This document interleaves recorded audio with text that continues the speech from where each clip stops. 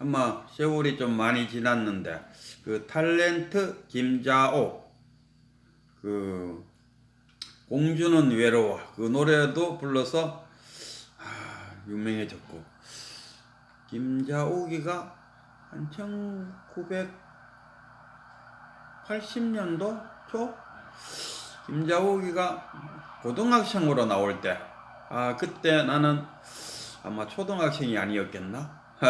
그런 정도였는데 이 김자옥 이야기를 한 이유는 그 김자옥이가 암이 걸려갖고 이제 죽게 됐다 아닙니까?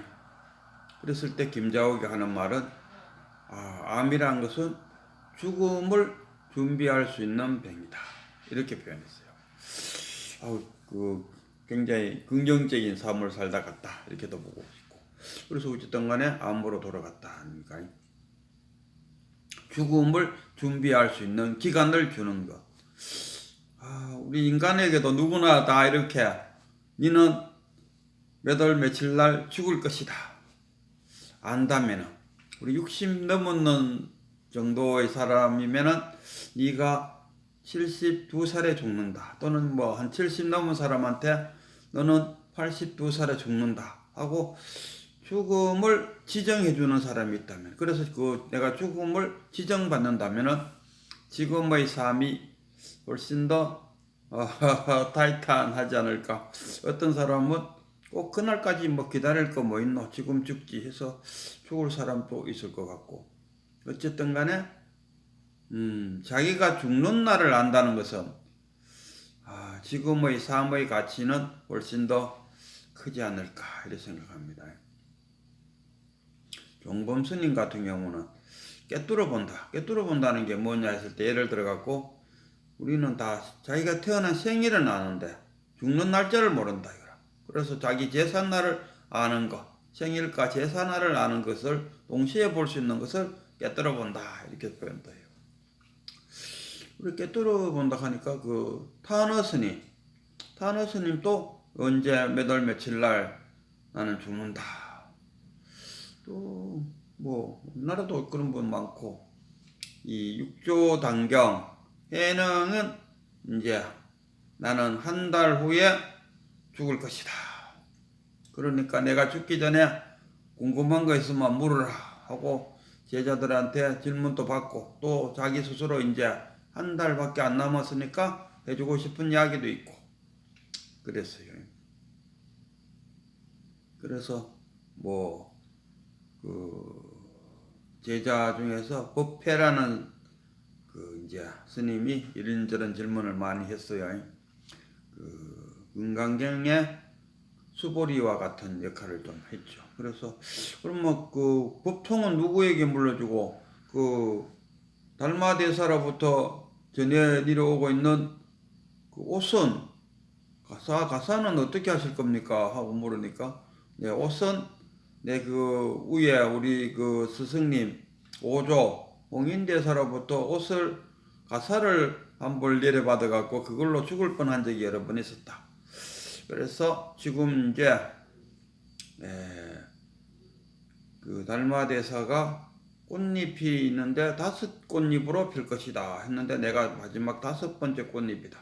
그래서 법은 이미 정해졌으니 그 이상 가사로 징표를 삼을 필요는 없다. 그래서 이제 가사 전달은 없을 것이다. 근데 가사 전달이 우리가 흔히 잘 믿고 있는 여마미소 뭐 부처님이 연꽃을 드니까 웃는다든가 이런 거 다 허구라 그러지 않습니까? 똑같이 달마대사로부터 가사를 이어받았다는 것도 허구였지 않을까 싶어요. 그래서 이제 그것을 종결지어야겠다. 그래서 육조 단경을 짓는 작자가 여기서 이제 그 가사에 대한 매듭을 지어버리는 것 같아요. 해능에서 매듭을 짓는다. 그래서 해능은 나는 더 이상 가사는 전달하지 않는다 해서 그것은 하여튼 가사 전달은 끝이 났어요. 그럼 법은 누구한테? 앞으로 20년 후에 남종 동교가 맥이 끊어질 때쯤 되면은 그 중에 한 사람이 나타나서 맥을 이을 것이다. 그 자에게 내가 법통을 물려주고 가는 거다. 그게 화택신해였습니다. 그래서 법통은 그렇게 정해졌고, 그 남종 동교의 그 종지는 뭐냐 했을 때, 종지가 뭐냐 했을 때는 무념, 무상, 무주, 무박, 이것이 핵심 아니었겠나 싶어요. 무념, 깨달음이란 게 뭐냐? 깨쳤다. 무념, 무상, 무주, 무박, 속함이 없다. 구속됨이 없고, 무주, 머무름이 없고, 무상, 상이 없다. 무념, 일념이 다 그냥 흘러가도록 잡지 않는다니까. 그게 무념. 무념의 반대가 망념이 되겠죠. 이 해능은 나의 그 남종 동교는 최상승의 법이다. 다른 지금까지의 법문은 아라한 또는 그 보살, 성문 영각이 되는 그런 내용이었다면은 나는 부처가 되는 법을 설하고 있다. 뭐 법에 부처되고 있는 법에 있는 것이 아니고 그 사람의 근기에 있다.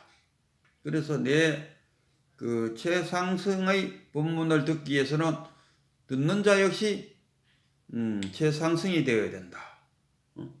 근기가 상근기여야지 내 법문이 귀에 들어가지. 근기가 하근에 있는 사람들은 내 법문을 이해를 할 수가 없다. 이렇게 표현했어요. 우리가 그 번뇌망상 속에 깨달음이 있다. 번뇌망상이 없다는 것은 벌써 한번 내가 깨쳐 있다는 상태입니다. 아니 부처가 부처 되려고 하면 부처 되겠습니까? 이미 부처 돼 있는데. 우리도 마찬가지입니다. 깨달음이란 게 뭐냐 했을 때 아주 쉽게 표현하면은 만법 일려지 않습니까? 만법이 하나가 된다니까. 그게 일심이잖아. 마음 하나. 그 일심 속에 만법이 다 들어가 있어요. 꽉 쳐 있다니까. 만법 일려. 그러면 그 일기처, 그 하나는 또 어디로 갑니까? 그거는 자신의 본분사로 돌아가는 거죠. 생명활동. 그 하나는 다시 생명활동으로 돌아가는 거지. 그래서 우리가 그 마음, 일심, 우리가 그 무극을 턱하면 태극이 되지 않습니까? 음과 양으로 나눠진다니까. 우리가 일심을 나누면은 진념문과 그 생멸문으로 나눠진다니까. 이 어려운 이야기 빼고 쉽게 표현하자면은 우리 일심은 중생심과 부처심으로 나눠져 있다. 우리 안에 중생심도 있고 부처심도 있다 이런 이야기입니다. 그래서 중생심을 쓰면 중생이고 부처심을 사용하면 부처다. 이런 이야기입니다. 쉽게 말하면 일념을 흘러 가듯이 그냥 붙잡지 않고 흘러버리면은 그게 중생심이죠. 부처심이죠. 부처죠. 집착 없다. 무념, 무상, 무주, 무박이니까. 그게 부처잖아요. 그런데 그 일념을 자기가 붙잡는다 아닙니까? 붙잡게 됨으로써 번뇌망상이 일어난다. 그거 번뇌망상 속에 들어갔다는 것은 내 자신이 지금 중생이 됐다는 이야기. 그래서 그 번뇌망상을 자신의 불지견이란 게 뭐냐? 부처의 지혜. 불지견이 되기 위해서는 어떻게 해야 되냐? 불법을 알아야 된다. 자신의 번뇌망상이 이게 헛된 것인지 정도인지 그것을 구별하는 것이 불지견, 부처의 지혜. 부처의 지혜와 깨달음, 이게 불지견. 불지견을 가지고 있어야 이 불지견을 갖는다는 것은 그 지금 해능이 말하는 상근기의 근기를 갖는다는 거죠. 그래서 자신이 떠올리는 그 번뇌망상, 그 떠올리는 번뇌망상 속에 지금 살고 있다는 이 자체는 내가 지금 중생심으로 살고 있다는 거예요. 그래서 그 번뇌망상을 자신의 불지견으로 딱 자각할 때 놓아버린다. 그 망상이 놓아진다. 망념도 놓아진다. 그러므로 다시 내가 불심으로 돌아가는 거죠. 우리는 그 부처로 늘상 살아가는 것도 아니고 중생심으로도 늘상 살아가는 것도 아니다. 그러나 우리가 그 깨치게 되면은 깨닫는다, 견성한다. 자신의 견성, 부처의 성품을 본다 아닙니까? 그러니까 깨치지 못하면은 자신이 중생심으로 살아가고 있으면서도 내가 지금 중생심으로 살아가고 있다는 것을 다만 모를 뿐이죠. 우리가 일상생활을 이렇게 하면서 볼 때 다른 사람을 봐도 그러세요. 저 사람이 꼭 중생으로만 사는 것이 아니고 어떨 때는 보면 부처보다도 더하게 부처답게 살아가는 그런 경우도 있어요. 시골에서 농사 짓는 사람, 그 사람들 안 깨쳐도 그 사람들이 사는 방식을 잃어보면은 부처보다 더 부처스럽게 살아가고 있다. 그건 부처라. 그 사람 그럼 깨쳤다고 우리가 말하나? 안 깨쳤어요. 안 깨쳤어도 부처라. 그거는 뭐냐? 우리 자신이 일심 속에는 불심과 중생심이 동시에 들어있고 다만 무엇을 사용하느냐? 근데 우리가 굳이 견성하고 싶고 깨치고 싶은 것은 내가 지금 불심으로 사는지 중생심으로 사는지 아는 것. 그게 깨달음. 우리가 본래로 돌아간다. 제가 늘상 이 사후 세계에 있었죠. 이거 뭘로 구성됐나? 오온으로 구성됐다 했나? 저는 부처님 오온이가 오온 색수상행식으로 되어 있다 하지 않습니까? 색수상행식. 근데 저는 색, 그 다음에 참나, 그 다음에 자아, 욕망 덩어리인 업. 그러니까 참나, 자아, 업, 그 다음에 색, 사온으로 되어 있다. 저는 이렇게 말해요. 우리가 정자와 난자가 만나갖고 하나의 몸덩어리가 만들어질 때, 그때 업덩어리가 들어오고 참나 속에서 이렇게 만들어지죠. 참나는 오호감이 없다. 참나는 늘 여기 있다. 하나의 몸덩어리가 있으면은 참나 속에 들어가 있다. 여기서 이 몸덩어리가 커지면서 뭐가 생겨나? 이 몸덩어리를 보존, 유지, 발전시키기 위해서 나라는 자아가 생긴다. 자아가 생기면서 참나가 하던 역할을 자아가 대신하게 된다. 그래서 이 참나가 본래잖아요. 자아는 자신의 몸뚱어리를 유지 발전시키기 위해서 이 참나와 멀어지고 있다. 그래서 이 자아가 참나와 분리가 될 때 우리가 깨달았다. 그래서 이거구나. 자신의 자아가 참나와 분리가 될 때. 항상 분리가 될 수는 없다니까. 우리가 차별지에서 분별하면서 살아야 되기 때문에. 또 자아는 또 나와서 중생심으로 산다. 중생심으로 살다가 굳이 내가 중생심으로 살 필요가 없을 때, 굳이 분별하고 할 필요가 없을 때 다시 나는 본래로 돌아갈 수 있다.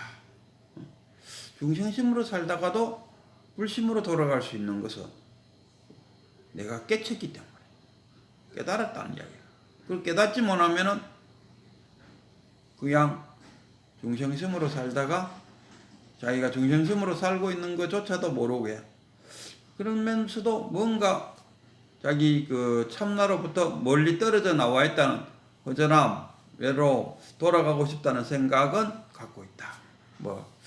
이런 생각이 들어요. 이 좀 황당한 이야기. 황당한 이야기인데 이거를 유물로부터만 뭔가 딱 보여주면서 이겁니다 이렇게 할 수 있겠는데 이건 유심이기 때문에 심신, 믿는 마음에 종지가 있다.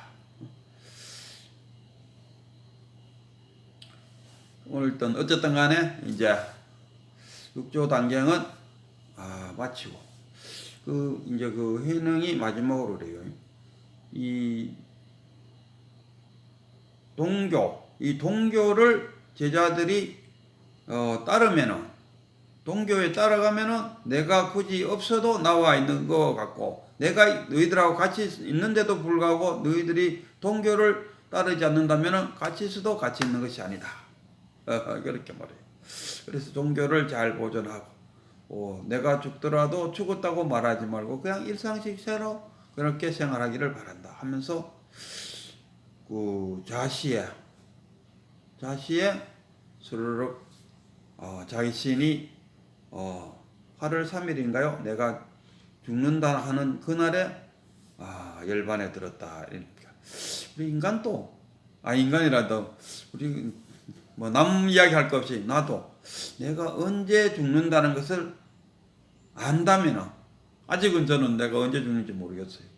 근데 내가 언제 죽는다는 것을 안다면은 아는 그 순간부터 내 삶이 훨씬 더 가치 있게 하루하루를 보내지 않을까, 이런 생각을 해봅니다.